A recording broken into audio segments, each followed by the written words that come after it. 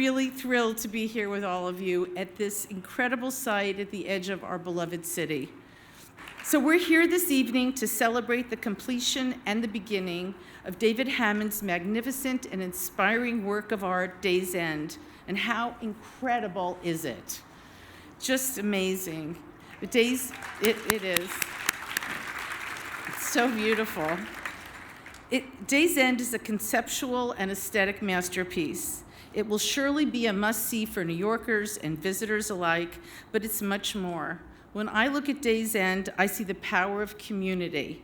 I see what can be accomplished when a group of individuals come together, put their faith in one another, and push against the odds and beyond the notions of what people may think is possible. Seeing something so beautiful and meaningful emerge after this last year really fills me with joy and optimism. And Days End comes at a perfect time when our great city is not only rebuilding, but also rethinking what its future can and should be. This project has been a labor of love for the Whitney, the Hudson River Park Trust, the City of New York, every one of you, and even those who aren't here tonight. In the coming years, as Days End becomes woven into the ever-changing landscape of New York, we hope you will reflect back on this moment with pride and admiration and with humility. I want to acknowledge the hundreds of individuals who made this possible: the Whitney staff, the Whitney trustees, the funders, the engineers, construction team, the community advocates and city officials. And I want to acknowledge Adam Weinberg, the director of the Whitney Museum.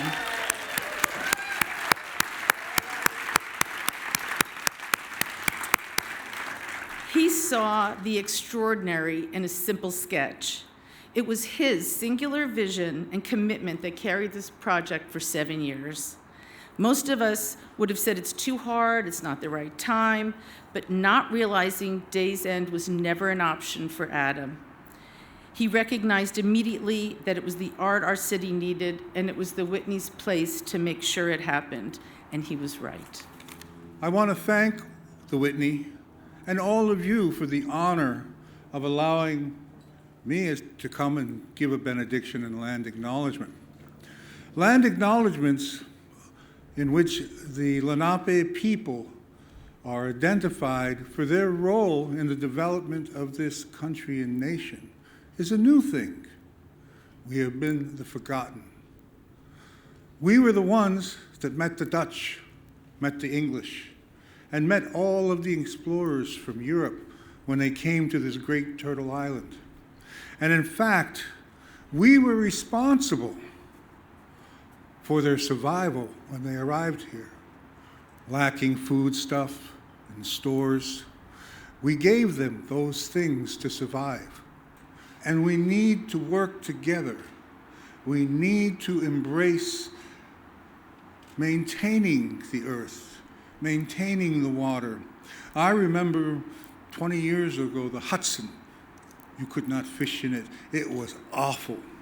And if it wasn't for the different groups along the Hudson that have worked hand and fist to change that, you can actually eat a fish out of the Hudson without worrying about getting poisoned now. That's progress. That's the type of progress we have to make together jointly. And when I say that, I see many people here who, by the nodding of their heads, by the way that they're looking at me, I see agree with me. And I hope in my heart of hearts that your agreement with what I'm saying doesn't stop there.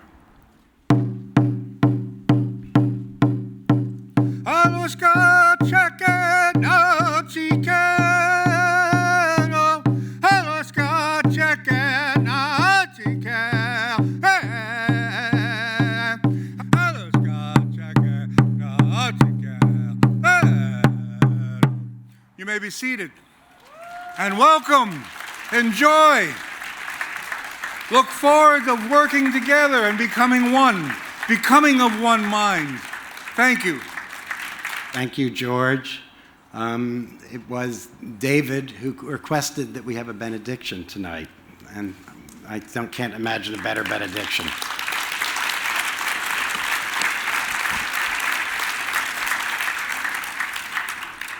When I asked David Hammons some time ago whether he wanted to speak at this dedication, he quoted John Cage and characteristically quipped, "I have nothing to say, but I'm saying it." And I characteristically responded, "I have too much to say and I'll say it." It's now 7 years since David sent us the sketch for his day's end, what we now refer to as his message in the bottle. Given the dedicated work of hundreds of individuals from 5 countries, there are too many people to thank individually, more than I can possibly achieve in my allotted 5 minutes. But as David also said jokingly to me, "You're a rebel without a pause." So I can assure you, I'm going to make the most of my short time this evening. We gather here at Day's End, literally and metaphorically, to mark the gifting of this work to the people of New York. Day's End is a symbol of generosity. It is the echo of an artwork that stood on this precise site, created in 1975 by artist Gordon Matta Clark. Gordon, who was a resident of this neighborhood, saw the massive derelict shed on Pier 52, which was a gathering place for the city's gay and trans community, and clandestinely entered the building and removed geometric sections of the floor, walls, and roof of the massive structure, turning it into a temple of light. As Matta Clark wrote, art in a social context is an essentially generous human act, an individually positive attempt to encounter the real world through expressive interpretation, a lot like what George was alluding to this evening.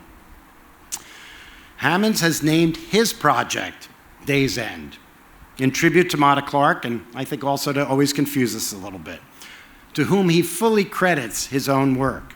As Hammons has always maintained, to be invisible is more powerful than being visible. Authorship and ownership is not the point.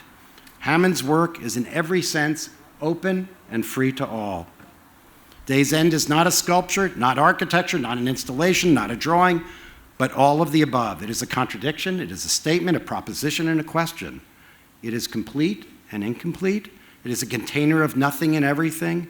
It accepts all, the traffic, the street signs, the signals, the skyline, the buildings, the pedestrians. It is monumental and nearly invisible. It is a ghost of what once was there. The shifting light and weather refract on the metal. The structure which frames the clouds and water affirm that change is constant. It is a matter of fact, a matter of myth, a matter of art, and a matter of history. Day's End, sited on this promontory, is a place to contemplate the sunset. It is a symbol of loss and hope made ever more poignant by this year of pandemic. It is situated on the home of the Lenape people, as Jordan Stonefish reminds us. It is a marker of ages gone by on the majestic Hudson, neglected for so long, that is now being embraced once again under the auspices of the Hudson River Park, our partner in this endeavor. As Matta Clark recognized, and Hammons reminds, the past is always present. Day's End connects us to the invisible. It evokes commerce and immigration. It is ode to those who once occupied the sites and its surrounds, the merchants, the longshoremen, the soldiers, the customs agents, the market workers, the meat packers, the gay and trans community. Day's End visually reconnects the neighborhood, the community, and the people to the waterfront.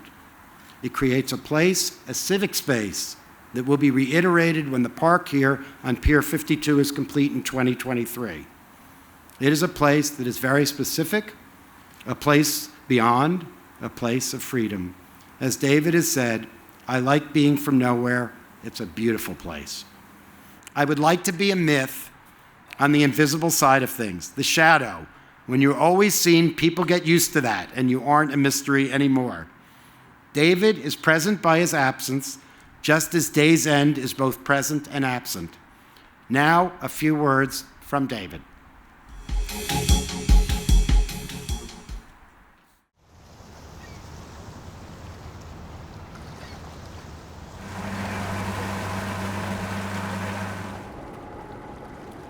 When you did the drawing that you sent us, did you ever think that it really would happen, and did it matter if it did? No, I knew it was going to happen. You did? Yes.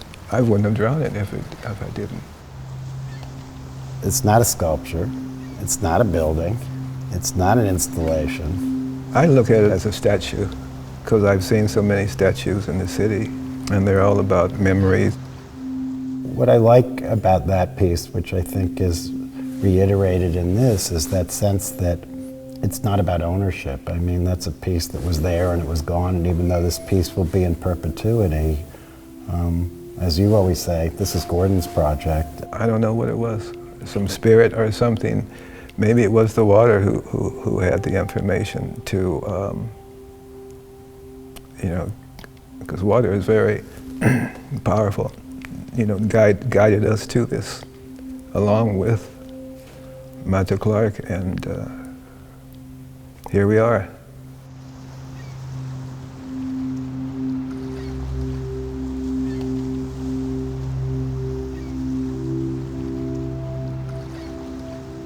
You were so clear right away in saying, no, it has to be exactly where Gordon's piece Yes, was. otherwise it would be fake.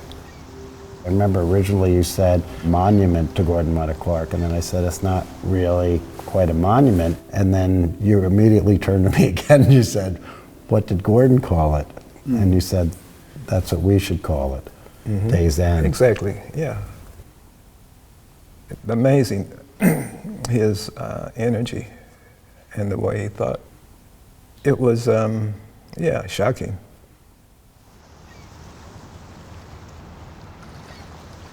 I think forever people will always question, what is it? Why is it there? It'll make them, dig into memory. It's a huge but ghostly memory of what it's like a plaque to Gordon, but without any name. It's a mystery.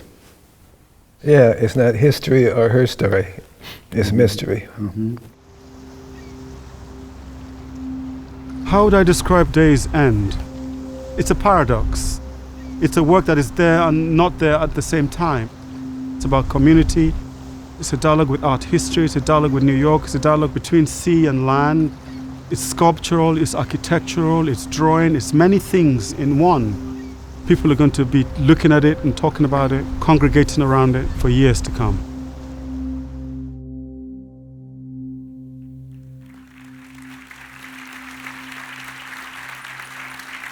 This is an incredible moment for the city and for the Hudson River Park. And we are so thankful to the Whitney Museum and to David Hammons for gifting the city this incredible landmark, a permanent artwork by a transcendent artist for whom public art has been such an important part of his legacy. Day's End represents the best of public-private partnerships. It's a public art project located on public land. It belongs to the city and all of our communities. And better yet, it's only the beginning piece in a series of forthcoming redevelopments, which will culminate as the Gansevoort Peninsula Park. And I can promise you on behalf of the Trust and all of its components that we will make sure that that Peninsula Park does this incredible piece of art justice. I believe David Hammons is one of the most important artists of our time.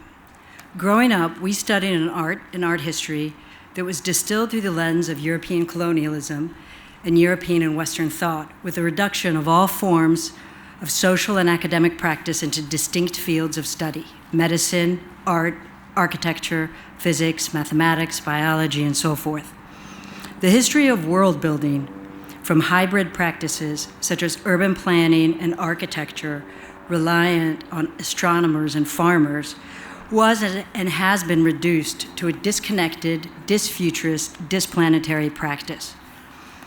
David Hammons' work has made a profound impact on me as a young artist, as well as countless of others, in that he deftly exposed the obscene fallacy in the conceit of pure objecthood as a decultured possibility.